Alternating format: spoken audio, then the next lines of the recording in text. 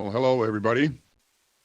I know that many of us remember meeting for the first time at Ramштайн 2 years ago today for what would become this contact group.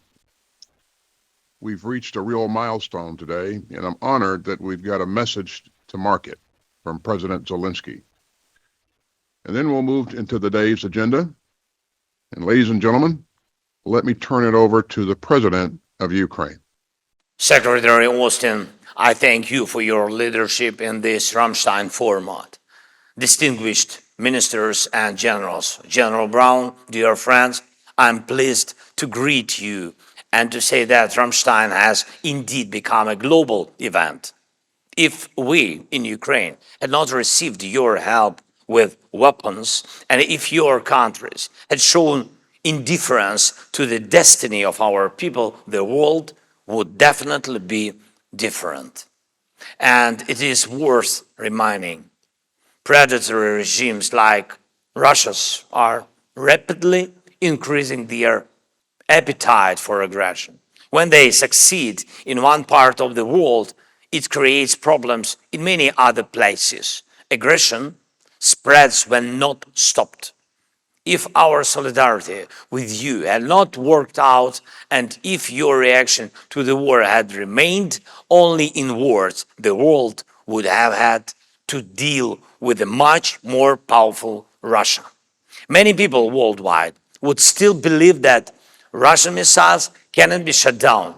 Many people would still be convinced that the Russian army is capable of crushing anyone's independence. Many would grovel in front of Putin and not even try to defend their sovereignty if it were not for this example of ours. An example of courage that works and that must work completely. Dear friends, please do not forget what you are deciding. This is not just about the arms supply. You are deciding the fate of the world that will either live by rules that we all recognize or depend only on the mercy of those whose violence is brutal. At what point is the war now? After 2 years of Ramштайн, the answer is clear. Everything still depends only on our interaction, on how quickly we act and whether our agreements are fully implemented. Although in half a year, while we were waiting for a decision on the American support, the Russian army managed to seize the initiative on the battlefield. We can still now not only stabilize the front, but also move forward, achieving our Ukrainian goals in the war. Each of you understands what will be most effective. First, long-range weapons. No part of the occupied territory of Ukraine should remain safe for the occupier. And I thank every leader whose solutions are already working hard on the front lines: storm shadows, scalps, and ATACMS. The range should be sufficient. Second, air shield. This year, Russian jets has already used more than 9,000 guided aerial bombs against Ukraine. And we need the ability to shoot down their combat aircraft so that they do not approach our positions and borders. It is possible. It is just as possible as giving protection to the cities of Ukraine from Russian rockets. We urgently need Patriot systems and missiles for them. This is what can and should save lives right now. At least 7 Patriots are necessary for our cities to be safe. You have these systems, and they truly can change the situation now, change it for the better, as well as accelerating the transition to F-16. Our counter-terrorism cooperation must be more effective than Russia's cooperation with the regimes in Iran and North Korea. Third, artillery. Many of those present at Ramштайн were soldiers. And you can imagine what our soldiers feel when they simply have nothing to respond to enemy fire. The 1-to-10 ratio of artillery in our country to that of the Russian army inspires Putin to fight on.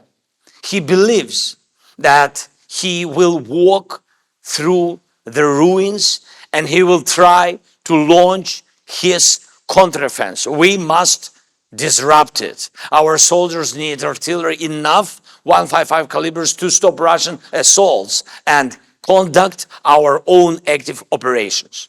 And I thank every country that really effectively helps with this.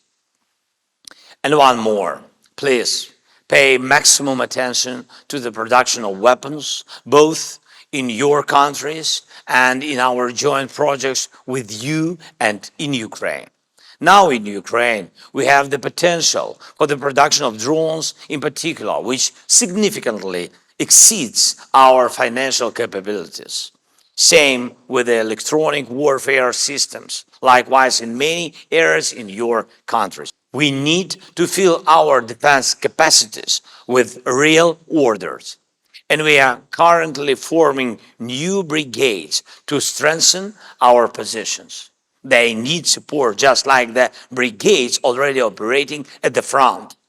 Our team participating in Ramштайн will present all the details. Even best soldiers cannot change the war without sufficient number of weapons.